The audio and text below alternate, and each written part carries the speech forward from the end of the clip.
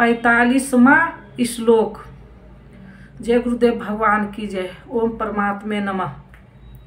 गुरु ब्रह्मा गुरु विष्णु गुरुदेव महेश्वर गुरु साक्षात परम ब्रह्मा तस्मै श्री गुरुवे नमः। जय गुरुदेव भगवान की जय। अर्जुन, वेद तीनों गुण तक ही प्रकाश करते हैं, इससे आगे का हाल वे नहीं जानते। इसलिए भाव अर्जुन तू तीनों गुण से ऊपर उठ, अर्थात वेद से कार्य क्षेत्र से आगे बढ़। कैसे बढ़ा जाए, इस पर श्री कृष्ण कहते हैं कि सुख दुख के द्वंद से रहित नित्य सत्य वस्तु में स्थिर और योगक्षेम को न चाहता हुआ भी आत्मपरायण हो, इस प्रकार ऊपर उठ। प्रश्न उठता है कि हम ही उठे या कोई वेदों से ऊपर उठा भी है। श्री कृष्ण बताते हैं कि आगे जो भी उठता है वह ब्रह्म को जानता है, और जो ब्रह्म को जानता है वह विप्र है।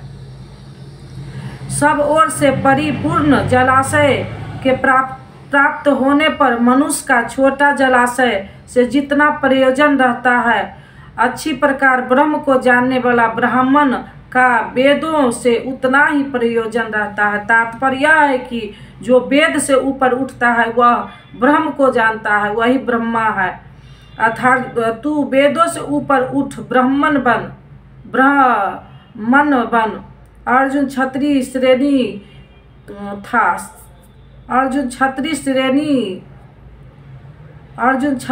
था।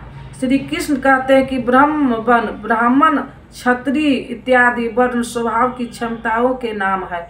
यह कर्म प्रधान है, न कि जन्म से निर्धारित होने वाली कोई रूढ़ि। जिसे गंगा की धारा प्राप्त हो, उसे शुद्र जलाशय से क्या प्रयोजन। कोई इसमें शौच लगाता है तो कोई पशुओं को नहला देता है, इसके आगे कोई उपयोग नहीं है। इस प्रकार ब्रह्मा को संस्कार जानने वाला उस विप्र महापुरुष का, उस ब्राह्मण का वेदों से उतना ही प्रयोजन रह जाता है, प्रयोजन रहता अवश्य है। वेद रहते हैं क्योंकि पीछे वाले के लिए उनका उपयोग है, वही से चर्चा आरंभ होगी। इसके उपरांत योगेश्वर श्री कृष्ण कर्म करते समय बरतती जाने वाली सावधानियों का प्रतिपादन करते हैं। कर्म करने में ही तेरा अधिकार है, फल में कभी नहीं। ऐसा समझ कि फल है ही नहीं। फल की वासना वाला भी मत हो, और कर्म करने में तेरी अश्रद्धा भी न हो। अब तक योगेश्वर श्री कृष्ण ने 39वें श्लोक में पहली बार कर्म का नाम लिया, किंतु यह नहीं बताया कि वह कर्म है क्या और उसे करे कैसे। उस कर्म की विशेषताओं पर प्रकाश डाला कि अर्जुन, इस कर्म द्वारा तू कर्मों के बंधन से अच्छी प्रकार छूट जाएगा। अर्जुन, इसमें आरंभ का अर्थात बीज का नाश नहीं है। आरंभ कर दे तो प्रकृति के पास कोई उपाय नहीं है कि उसे नष्ट कर दे। अर्जुन, इसमें सीमित फल रूपी दोष भी नहीं है कि स्वर्ग या रिद्धिया सिद्धिया में फंसाकर खड़ा कर दे। अर्जुन, इस कर्म का थोड़ा भी साधन जन्म मरण के भय से उद्धार करने वाला होता है, किंतु अभी तक उन्होंने यह नहीं बताया कि कर्म क्या है, कैसे जाए। इस अध्याय के इस 41वें श्लोक में उन्होंने बताया, अर्जुन, इसमें निश्चयात्मिक बुद्धि एक ही है, क्रिया एक ही है, तो क्या बहुत सी क्रियाएं वाले भजन नहीं करते। श्री कृष्ण कहते हैं वे कर्म नहीं करते। इसका कारण बताते हुए वे कहते हैं कि अविवेकियों की बुद्धि अनंत शाखाओं वाली होती है, इसलिए वे अनंत क्रियाओं का विस्तार कर लेते हुए दिखावटी शोभायुक्त वाणी में उन क्रियाओं का व्यक्त भी करते हैं। उनकी वाणी की छाप जिनके चित्त पर पड़ जाती है, उनकी बुद्धि भी नष्ट हो जाती है। अतः निश्चयात्मक क्रियाएं एक ही है, लेकिन यह नहीं बताया कि वह क्रिया कौन सी है। 47वें श्लोक में उन्होंने कहा, अर्जुन कर्म करने में ही तेरा अधिकार है, फल में कभी नहीं। फिर फल कभी नहीं, फल की वासना वाला भी मत हो और कर्म करने में तेरी अश्रद्धा भी न हो, अर्थात निरंतर करने के लिए उसी में लीन होकर करे, किंतु यह नहीं बताया कि वह कर्म है क्या। प्राय इस श्लोक का उदाहरण देकर लोग कहते हैं कि कुछ भी करो, केवल फल की कामना वाला मत करो, हो गया निष्काम कर्मयोग। किंतु अभी तक श्री कृष्ण ने बताया ही नहीं कि वह कर्म है और कौन सा जिसे करे। यहाँ पर केवल कर्म की विशेषताओं पर प्रकाश डाला कि कर्म देता क्या है और कर्म करते समय बरती जाने वाली सावधानियाँ क्या है। प्रश्न जो का तो बना हुआ है, जिसे योगेश्वर आगे अध्याय 3-4 में स्पष्ट करेंगे। पुनः इस पर बल देते हैं, धनंजय आसक्ति और संग दोष को त्याग कर सिद्धि और असिद्धि में समान भाव रखकर योग में स्थिर होकर कर्म कर। कौन सा कर्म? निष्काम कर्म कर। समतव योग उच्यते, यह समतव भाव ही योग कहलाता है।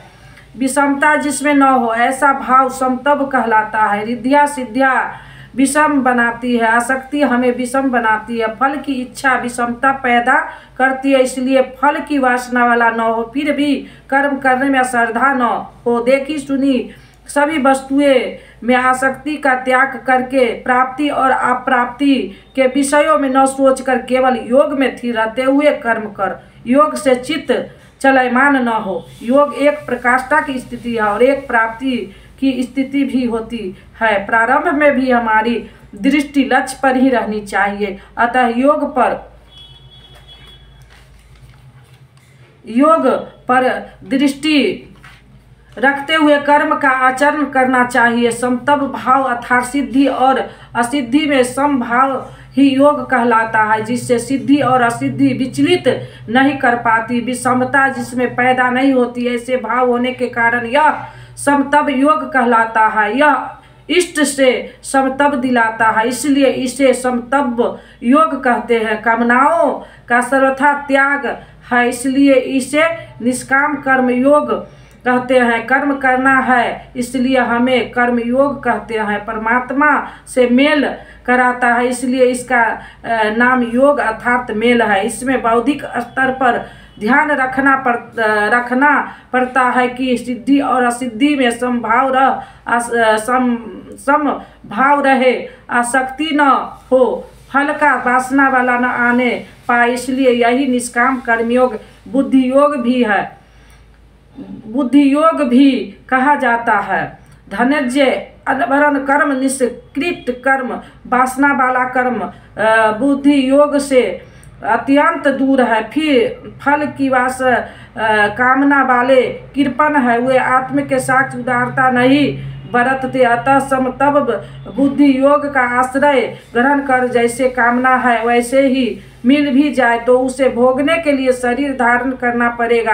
आवागमन बना है तो कल्याण कैसा। साधक को तो मोक्ष की भी वासना नहीं रखनी चाहिए, क्योंकि वासनाओं से मुक्त होना ही तो मोक्ष है। फल की प्राप्ति चिंतन करने से साधक का समय व्यर्थ नष्ट हो जाता है और फल प्राप्त होने पर वह उसी फल में उलझ जाता है, उसकी साधना समाप्त हो जाती है। आगे वह भजन क्यों करे, वहाँ से वह भटक जाता है। इसलिए समतव बुद्धि से योग का आचरण करे। ज्ञान मार्ग को भी श्री कृष्ण ने बुद्धि योग कहा था, किंतु अर्जुन यह बुद्धि तेरे लिए ज्ञान योग के विषय में कही गई और यह निष्काम कर्मयोग को भी बुद्धि योग कहा गया। प्रस्तुत दोनों में बुद्धि का दृष्टिकोण का ही अंतर है।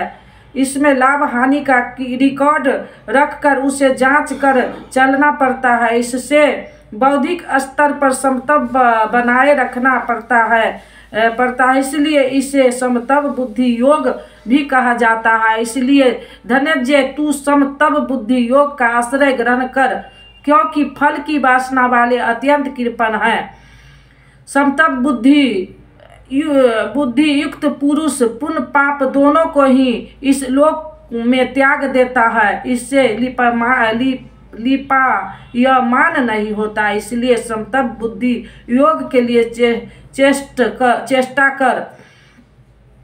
समतव बुद्धि के साथ कर्मों का आचरण कौशल ही योग है। संसार में कर्म करने के दो दृष्टिकोण प्रचलित है। लोग कर्म करते तो उसका फल भी अवश्य चाहते हैं, या फल न मिले तो कर्म करना ही नहीं चाहते। किंतु योगेश्वर श्री कृष्ण इन कर्मों को बंधनकारी बताते हुए आराधना को एकमात्र कर्म मानते हैं। इस अध्याय में उन्होंने कर्म का नाम मात्र लिया। अध्याय 3